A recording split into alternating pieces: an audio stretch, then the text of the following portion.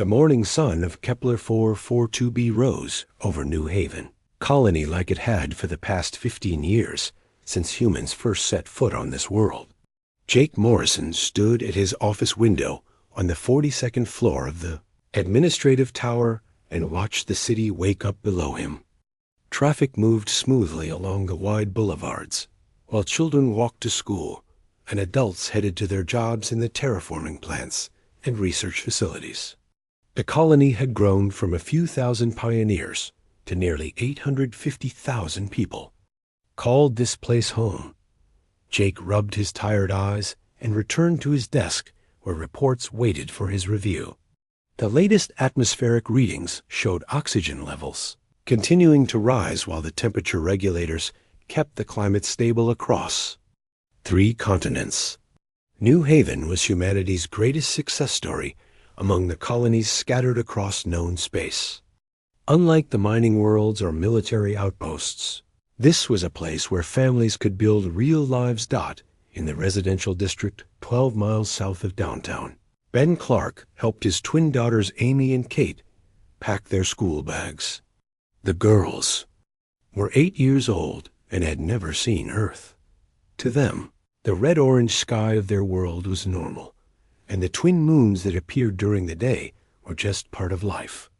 Lisa Clark called from the kitchen that breakfast was ready while she prepared for another day at the Botanical Research Center where she worked on adapting Earth crops to alien soil. The Clark family represented everything New Haven stood for. Ben worked as a civil engineer, designing the water treatment systems that would support millions more colonists in the coming decades. Lisa's research would help feed those future generations. Amy and Kate attended schools that taught them about their human heritage while preparing them to be citizens of a larger galaxy. They were the future of humanity among the stars. 300 miles above the planet's surface, the early warning detection grid performed its routine scans of local space.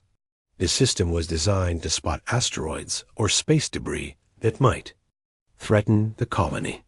Lieutenant Commander Lucy Davis monitored the displays from the orbital communications station where she had worked for 6 years.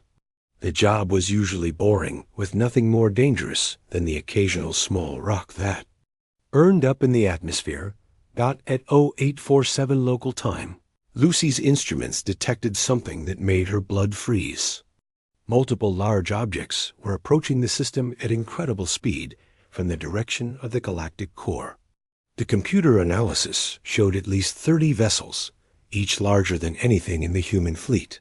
She immediately activated the emergency protocols and began broadcasting alerts to every receiver in the system. The Zephyrian Empire had been watching human expansion for months with growing concern. Their crystalline technology had dominated this region of space for over 2 centuries, and they viewed the young human species as a threat to their natural order. Admiral Vexstar commanded the fleet from his flagship while his subordinates prepared for what they called a demonstration of power. The humans needed to learn their place in the galaxy, and New Haven would serve as an example to discourage further colonial expansion. Jake Morrison was reviewing agricultural reports when every alarm in his building began screaming at once. His communication panel lit up with incoming messages from the orbital station and the colony's defense coordinator. Lucy Davis appeared on his main screen with panic in her voice as she reported the approaching alien fleet. Jake had participated in evacuation drills, but never imagined they would face a real attack. New Haven's defenses consisted of a few orbital platforms designed to destroy asteroids, not military vessels. The Zephyrian ships dropped out of hyperspace in perfect formation around the planet. Their hulls gleamed like black crystal and energy, weapons charged with deadly purpose. Admiral Vexstar studied the readings from his sensors and noted the primitive nature of human defensive systems. This would be over quickly with minimal losses to his fleet. He gave the order to begin orbital bombardment and teach these mammals the price of expanding into Zephyrian territory. Ben Clark was driving his daughters to school when the emergency broadcasts began flooding every communication channel. The radio in his vehicle crackled with reports of alien ships and orders for all civilians to seek underground shelter immediately.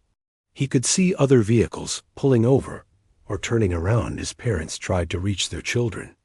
Amy and Kate asked what was happening, but Ben could only tell them they needed to get home to their mother as fast as possible.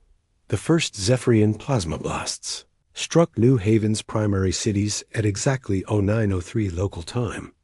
The weapons were designed to penetrate deep into planetary crust and create maximum destruction with each shot.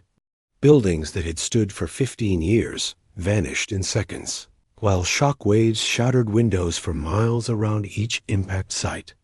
The colony's emergency services were overwhelmed before they could mount any organized response.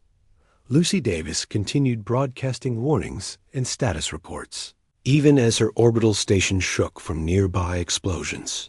She could see the alien ships, methodically targeting every major population center and infrastructure facility. The bombardment was not random destruction, but a carefully planned elimination of everything humans had built on this world. She transmitted everything her sensors recorded in hopes that someone in the galaxy would witness what was happening to New Haven. Jake Morrison evacuated his office building along with thousands of other people, seeking underground shelter in the city's subway system and emergency bunkers. The bombardment continued above them as the Zephyrians destroyed every visible sign of human presence. Power failed across the colony, while communication networks went dead one by one. Jake tried to maintain order among the frightened civilians, while knowing their shelters would not protect them from weapons designed to crack planets. Ben Clark reached his house just as Lisa was gathering emergency supplies. Together they led Amy and Kate into the reinforced basement shelter that every colonial home was required to have. The children were crying as explosions shook the ground above them and the lights flickered. Ben held his family close while Lisa tried to contact her research center on a portable radio. All they could hear was static and the distant sound of their world dying. The bombardment lasted for 6 hours. Admiral Vextar's fleet systematically destroyed every city, every farm, every research station, and every visible sign that humans had ever lived on this planet. The Zephyrians used deep penetration weapons that followed underground shelters and bunker systems to their deepest levels. When the attack finally ended, New Haven was a smoking wasteland where nothing larger than bacteria could have survived. Alien fleet departed as efficiently as it had arrived, leaving behind only automated message beacons broadcasting their victory across known space. The message was simple and direct. New Haven had been eliminated as a warning to all human colonial efforts. Any species that continued expanding into territory claimed by the Zephyrian Empire would face the same fate. They expected fear and immediate withdrawal from all frontier worlds. In the ruins of what had been New Haven, no human voice answered the increasingly desperate calls from Earth, asking for status reports. The colony's 850,000 residents had been erased from existence in a single morning by aliens who viewed genocide as a reasonable diplomatic tool. Among the dead were Jake Morrison, the Clark family, Lucy Davis, and hundreds of thousands of others whose only crime was believing they could build peaceful lives among the stars. The silence from New Haven would soon reach Earth and change the course of human history in ways the Zephyrian Empire could never have imagined.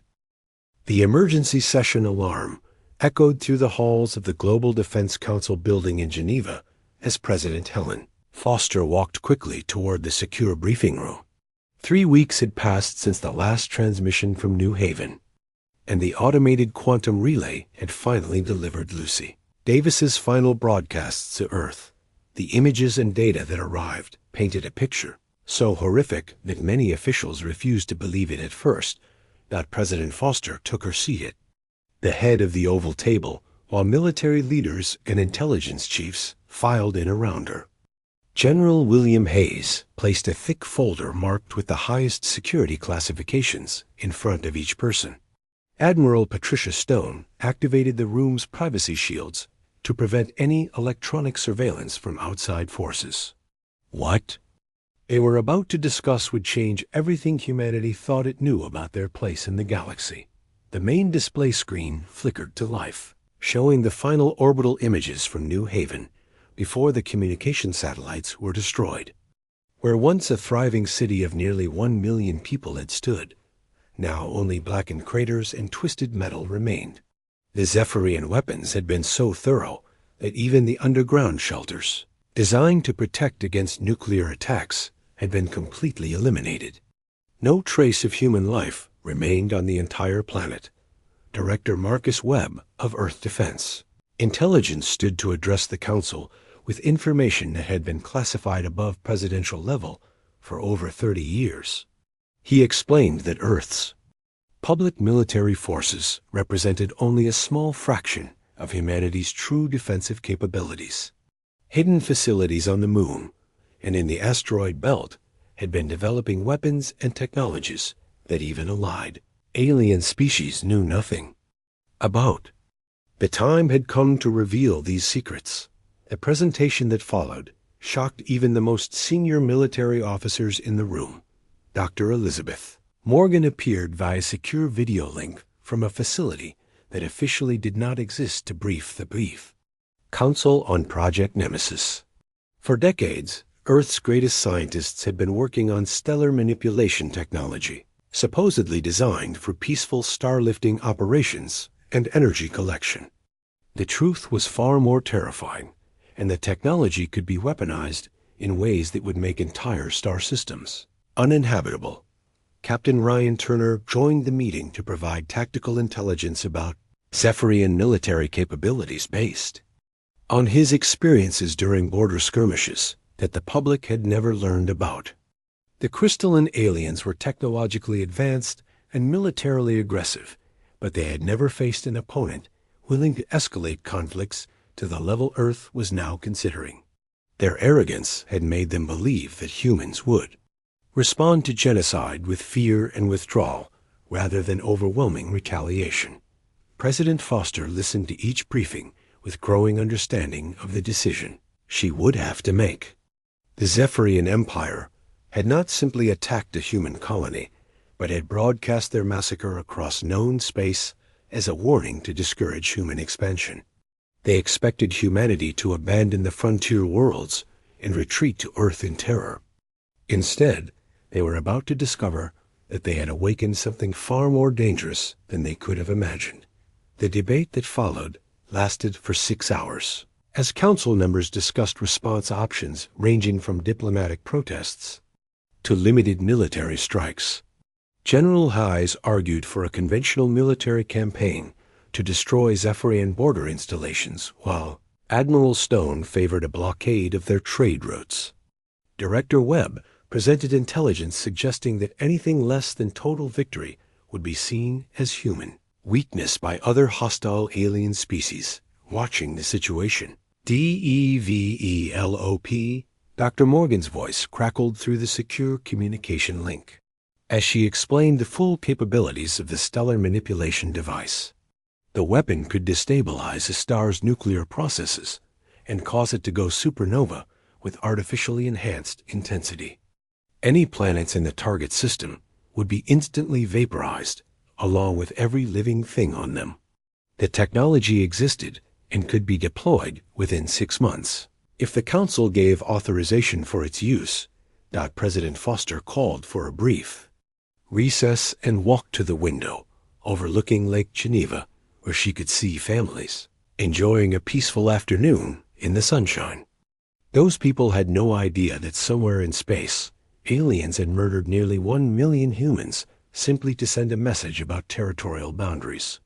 The Zephyrians expected Earth to accept this massacre and abandon humanity's expansion to the stars. They were about to learn how badly they had miscalculated human nature. When the session resumed, President Foster addressed the Council with a decision that would define humanity's future among the stars. The complete elimination of the Zephyrian species was not simply justified, but necessary to prevent similar attacks on other human colonies. Any alien civilization that committed genocide against human civilians would face total extinction in return. This would be humanity's message to the galaxy about the price of harming innocent people. The authorization she signed was classified as Directive Omega and contained orders for the complete destruction of the Zephyrian home system, including all inhabited planets and space installations. The mission would be presented to the galaxy as humanity's response to unprovoked genocide. No warnings would be given, and no mercy would be shown to a species that had demonstrated their willingness to murder children and families for political purposes. Commander Nathan Price was selected to lead the operation based on his military record and personal motivation for the mission. His wife and 2 young sons had been visiting New Haven's educational facilities when the Zephyrian attack occurred. They were among the hundreds of thousands of civilians who died in the orbital bombardment. Price had requested assignment to any mission involving retaliation against the aliens responsible for the massacre. The industrial transformation began immediately as Earth's hidden military facilities revealed their true capabilities. The moon's mining operations were actually massive shipyards capable of constructing vessels far larger and more advanced than anything in the public fleet. Asteroid belt installations had been producing exotic materials and experimental weapons. For decades, the resources needed for humanity's response had been prepared long before anyone knew they would be needed. Admiral Stone took charge of fleet construction while Dr. Morgan supervised the installation of the stellar manipulation device aboard the flagship that would be designated USS Retribution. The weapon system required a vessel nearly 2 miles long to house the gravitational field generators and exotic matter containment systems. Construction crews worked around the clock to complete the ship and its devastating cargo within the Singer 6-month deadline. Intelligence networks across known space detected unusual human activity, but could not determine the purpose or scale of Earth's preparations. Several alien governments attempted to establish diplomatic contact and offer mediation services between humans and Zephyrians. All such communications were ignored, as President Foster had ordered complete radio silence until the mission was completed. The galaxy would learn of humanity's capabilities when the Zephyrian home system ceased to exist. The final authorization came on a quiet Tuesday morning when President Foster signed the orders that would send Task Force Omega on its mission of total genocide. She understood that history would judge her decision, but also knew that allowing the massacre of New Haven to go unpunished would invite similar attacks on other human worlds. The Zephyrian Empire had chosen to test humanity's resolve, and they would soon discover the terrible consequences of that choice. As news of the fleet's departure spread through Earth's military command structure, personnel who had lost friends or family at New Haven volunteered in overwhelming numbers for the mission. They understood that they were not simply going to war, but were carrying out the complete extinction of an alien species. The moral weight of that responsibility was balanced by the knowledge that nearly 1 million innocent humans had been murdered. Without warning or provocation, the die was cast, and humanity's message to the galaxy was already traveling toward its destination at speeds that would make entire civilizations tremble when they learned what Earth was capable of when pushed to pull the breaking point. The moon's surface erupted with activity as hidden facilities revealed their true purpose for the first time in 30 years. What had appeared to be simple mining operations and research stations were actually the most advanced military shipyards humanity had ever constructed. Chief Engineer Danny Rodriguez stood in the main assembly bay, watching robotic systems build vessels that dwarfed anything in Earth's public fleet. The centerpiece of the construction effort was a ship so large it required its own artificial gravity systems just to hold itself together during assembly. The USS Retribution stretched nearly 2 miles from bow to stern with armor plating made from materials that had never been seen outside of classified laboratories. Danny supervised the installation of the stellar manipulation device in the ship's heavily shielded central compartment. The weapon system consisted of massive gravitational field generators that could create artificial instabilities in a star's nuclear processes. The technology was so advanced that even humanity's closest alien allies would not be able to understand how it worked if they somehow obtained the blueprints. Intelligence agent Kelly Adams worked from a small office buried deep beneath the lunar surface as she coordinated the most extensive espionage operation in human history. Her networks of informants and surveillance systems gathered every piece of information available about the Zephyrian home system called Zelthara. The target contained their homeworld plus 3 heavily populated colony planets with a combined population of over 12 billion civilians. Military installations throughout the system included defense platforms and patrol fleets that would resist any human attack. A psychological evaluation center operated around the clock as Dr. Stephen Baker interviewed thousands of military personnel volunteering for the mission. Many applicants had lost family members or friends at New Haven and wanted revenge against the aliens responsible for the massacre. Others simply understood that humanity needed to send a clear message to any species, considering similar attacks on human colonies. Baker's job was to ensure that crew members could carry out orders, resulting in the deaths of billions while maintaining their mental stability. Gunnery. Sergeant Michelle Torres passed her evaluation after explaining that her younger brother had been studying at New Haven's University when the Zephyrian attack occurred.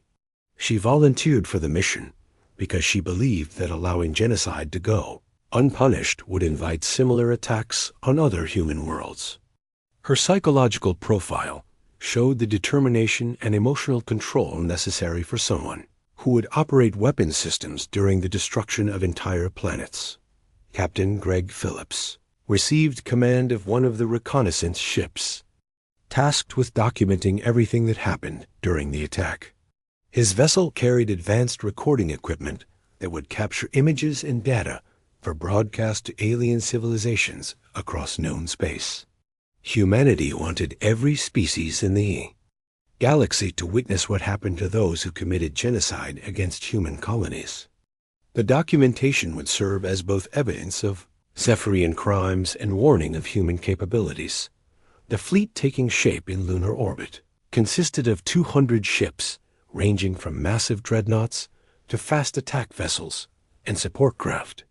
Each vessel incorporated technology that had been developed in secret for decades, including energy weapons more powerful than anything alien civilizations possessed, and defensive systems that could withstand the most advanced attacks.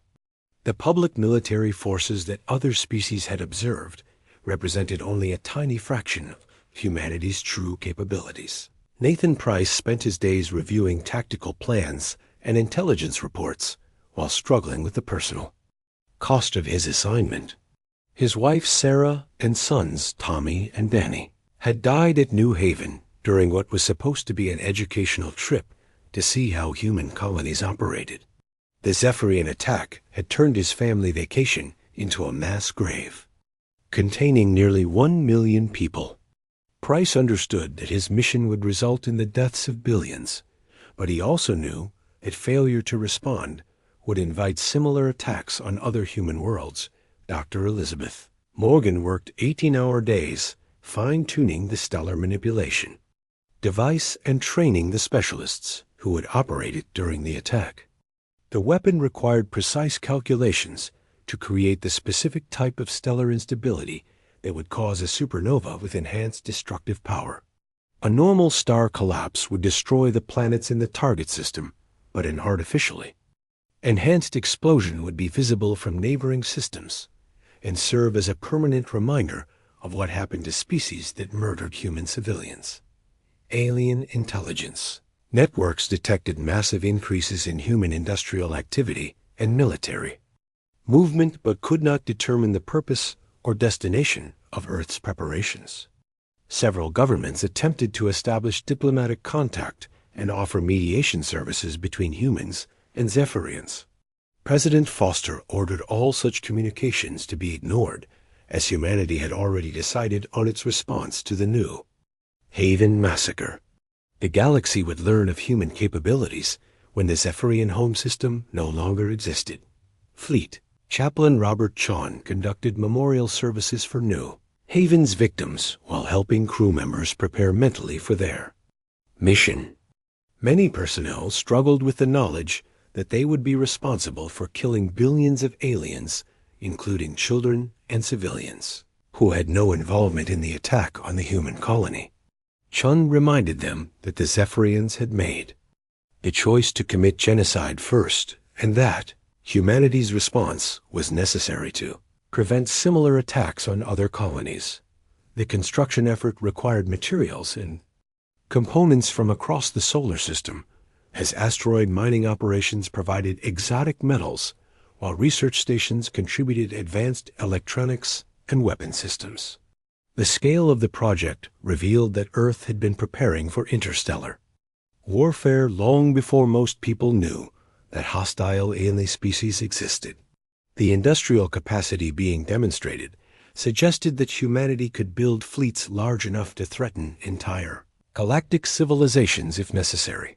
Security around the project was absolute, as information about the mission was restricted to personnel with the highest clearance levels.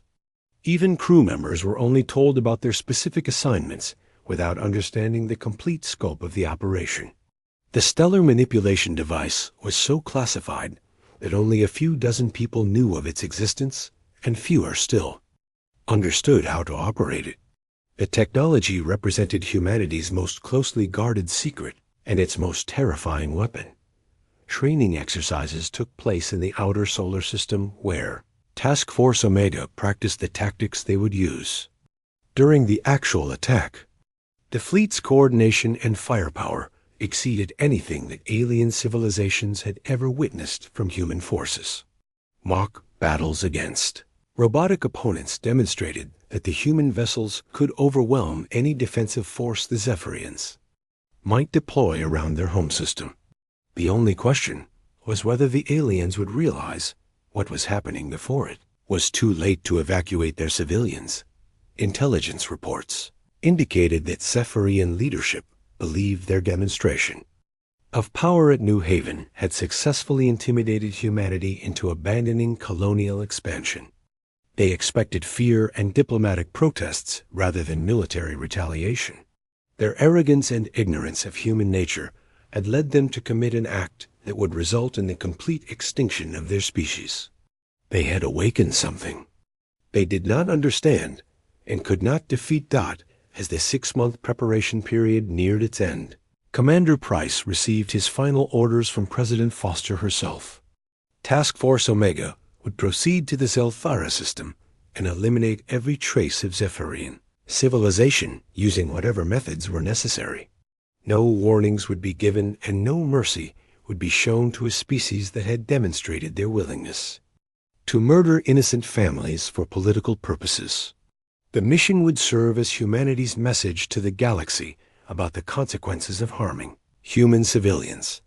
The fleet was ready, and the crews were prepared for what would become the most decisive military operation in human history.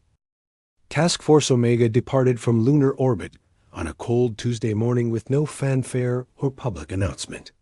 Commander Nathan Price stood on the bridge of the USS Retribution watching Earth shrink behind them as 200 human warships began their 6-month journey to the Zelthara system.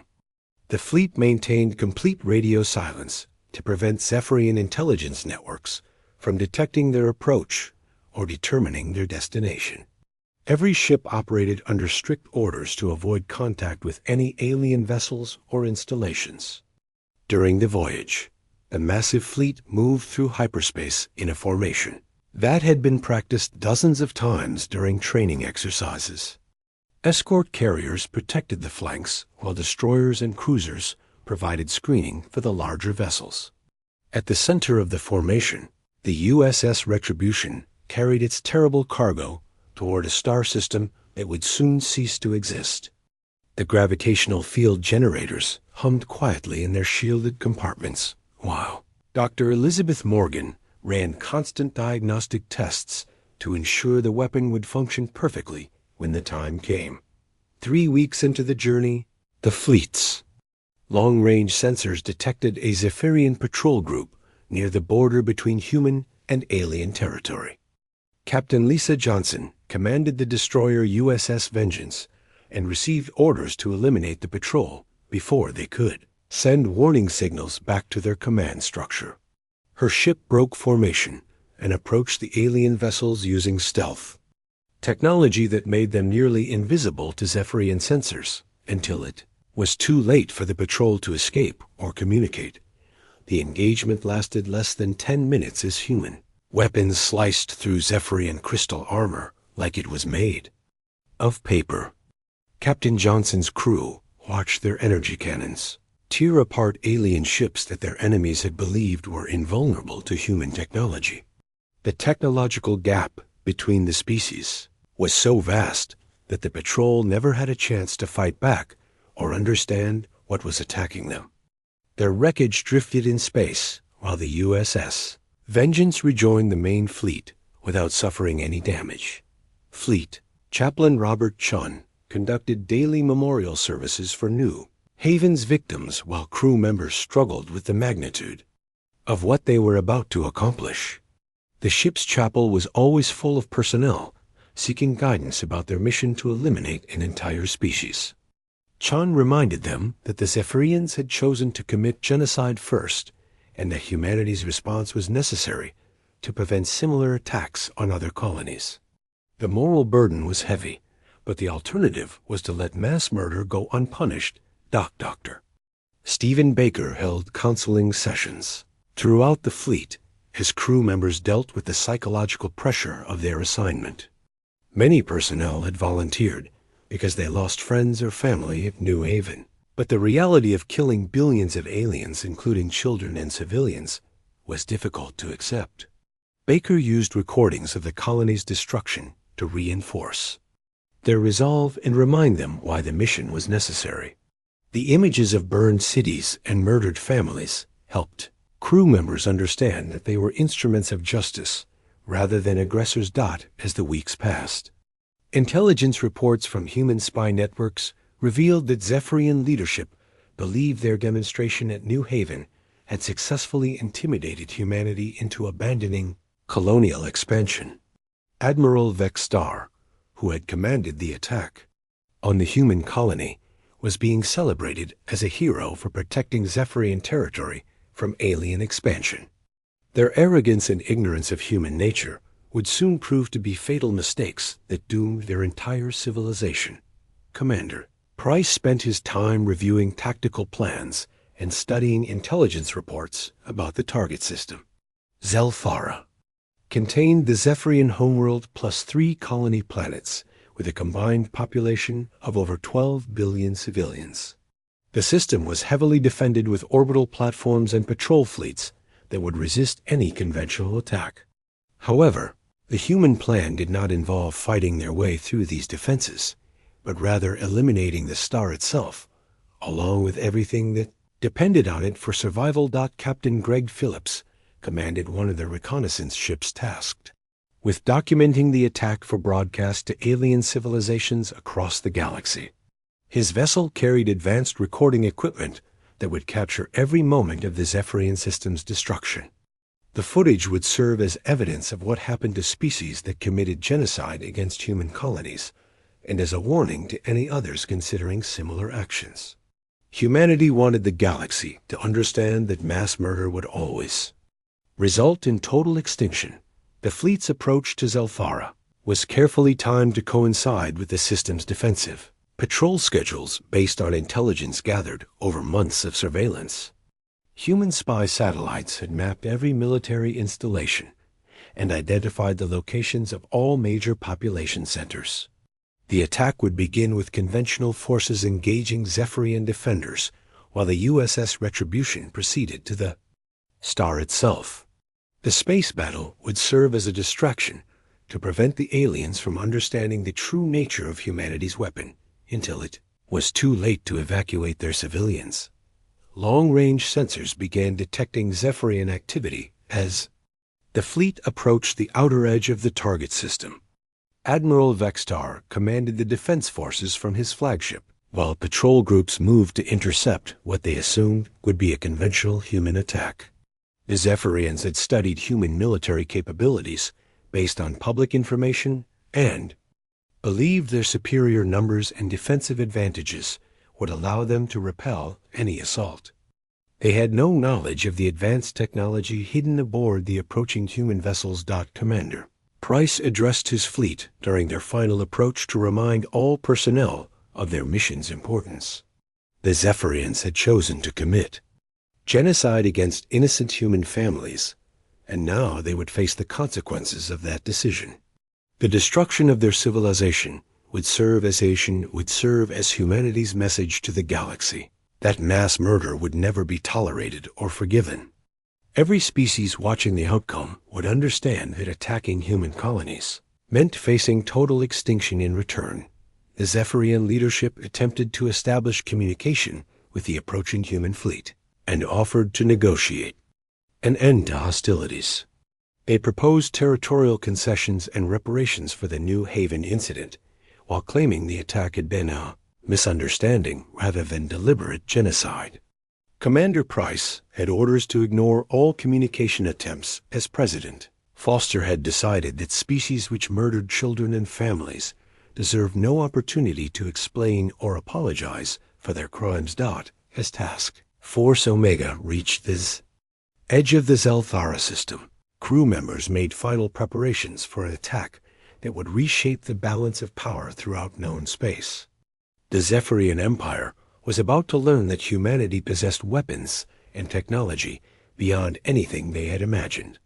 Their demonstration of power at New Haven had awakened a sleeping giant that would respond to genocide with capabilities that made entire star systems uninhabitable. The moment of judgment had arrived, and the galaxy would soon witness what happened when humanity decided that an alien species no longer deserved to exist. Task Force Omega emerged from hyperspace at the edge of the Zelthara system with the precision of a clockwork mechanism. Commander Nathan Price watched from the bridge of the USS Retribution as his fleet deployed into attack formation, while Zephyrian alarm signals began broadcasting across all frequencies. The alien defenders scrambled to respond to what they believed would be a conventional military assault, but they had no understanding of the true horror that humanity had brought to their doorstep. Admiral Vextar commanded the Zephyrian defense fleet from his crystalline flagship as hundreds of alien vessels moved to intercept the human attackers. He had expected humanity to eventually mount some form of retaliation for New Haven, but assumed it would be a desperate attempt to reclaim territory or rescue survivors. The sight of 200 advanced human warships arriving in his home system suggested that Earth's military capabilities had been vastly underestimated by Zephyrian intelligence networks. The space battle began as Captain Tony Martinez led the first wave of human destroyers against Zephyrian patrol groups defending the outer planets. His energy weapons cut through alien crystal armor with devastating efficiency, while his defensive shields absorbed return fire that should have been powerful enough to destroy entire human ships. The technological gap was so enormous that Zephyrian vessels exploded after only a few hits, while human losses remained virtually non-existent.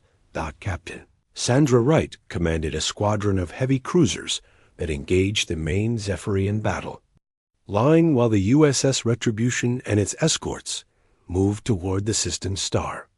Her ships demonstrated weapons technology that alien civilizations had never witnessed as plasma. Cannons and gravitational torpedoes tore through enemy formations like they were made of paper. The Zephyrians fought bravely, but their most advanced Vessels were no match for humanity's hidden military capabilities.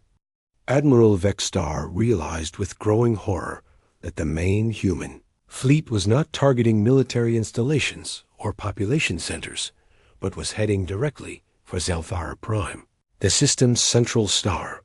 He ordered his remaining ships to intercept. The USS Retribution, but Captain Andy Miller's escort vessels blocked every attempt to reach the massive human flagship.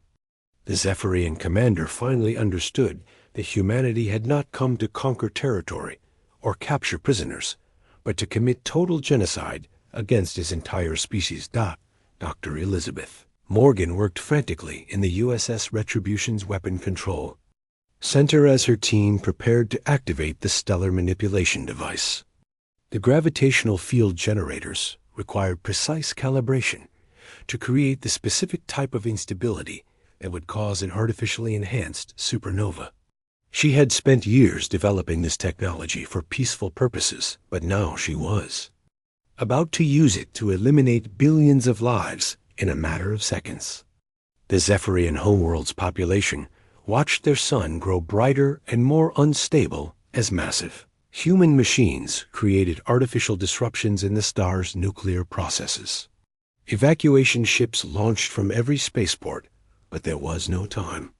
To save more than a tiny fraction of the 12 billion civilians living throughout the system, parents held their children while families gathered in their homes to wait for death that would arrive at the speed of light.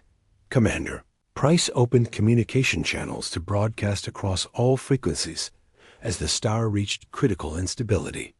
His voice carried to every ship and planet in the system, while automated relays ensured that his message would reach alien civilizations throughout known space. The words he spoke would echo across the galaxy for centuries and reshape how every species viewed humanity's place among the stars. The message was simple and direct, as Price explained that the Zephyrian Empire had chosen to commit genocide against innocent human families at New Haven. Nearly 1 million civilians, including children and elderly people, had been murdered without warning or provocation to send a political message about territorial boundaries. Humanity's response would demonstrate what happened to species that believed mass murder was an acceptable diplomatic tool. The stellar manipulation device reached full power as gravitational field generators created cascade failures in the star's fusion processes. Zelthara Prime began expanding beyond its normal boundaries, while nuclear reactions accelerated far beyond sustainable levels. The artificial instabilities would cause the star to explode with enhanced intensity that would vaporize everything within the system and be visible from neighboring star systems light years away. Admiral Vexstar transmitted a final message, acknowledging his responsibility for the New Haven massacre and accepting that his civilization would pay the ultimate price for his decision to commit genocide. He understood too late that humanity possessed technology and resolve that made them capable of eliminating entire species when their civilians were threatened. The lesson would serve as a warning to other alien civilizations, but his people would not survive to learn from their mistake. The supernova began as Zelthara Prime collapsed, and then exploded with artificially enhanced fury that exceeded anything the galaxy had witnessed in millions of years. The blast wave traveled outward at incredible speed, carrying temperatures and radiation levels that instantly vaporized planets, space stations, and every living thing within the system. 12 billion Zephyrians died in seconds, as their entire civilization was erased from existence. Captain Greg Phillips documented every moment of the destruction from his reconnaissance ship while automated systems recorded the explosion for broadcast throughout known space. The footage would serve as evidence of what happened when alien species chose to murder human civilians, and as a warning about humanity's true capabilities when pushed to extremes. The images of an entire star system being eliminated would reshape galactic politics forever.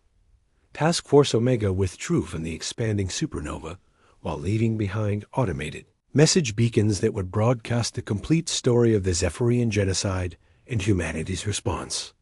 The beacons contained recordings of the New Haven massacre, evidence of the Zephyrian Empire's responsibility, and documentation of their systematic elimination as punishment for committing mass murder against innocent families. The explosion was visible across multiple star systems as the enhanced supernova created a brilliant point of light that would shine for months. Alien astronomers throughout the region detected the artificial nature of the stellar collapse and realized that some species possess technology capable of destroying entire solar systems. The implications for galactic civilization were staggering. As every government began reassessing their relationships with humanity, news of the Zalfara system's destruction spread across known space within weeks as quantum communication networks carried reports of humanity's demonstration of ultimate power. Alien civilizations that had viewed humans as a minor species suddenly understood they were dealing with a civilization capable of stellar engineering and willing to commit genocide in response to attacks on their colonies. The political landscape of the entire galaxy shifted overnight. President Helen Foster addressed Earth and the galaxy from the White House as she explained humanity's decision to eliminate the Zephyrian species. The message was broadcast to every alien government and posted on public networks throughout human space. She stated that humanity had not sought war, but had finished it decisively when their civilians were threatened by genocidal aliens who believed mass murder was acceptable. The final scene showed new human colonies being established at an accelerated pace throughout the frontier regions as alien species that had previously threatened human expansion suddenly became eager to negotiate peaceful coexistence. The galaxy now understood that attacking human civilians would result in total species extinction, and that humanity possessed both the technology and resolve necessary to carry out such threats when their people were murdered. Children played in the streets of these new colonies while their parents watched the stars, knowing that somewhere in space, light from Zelthara's destruction was still traveling outward as a permanent reminder of what happened when alien civilizations chose to test humanity's limits.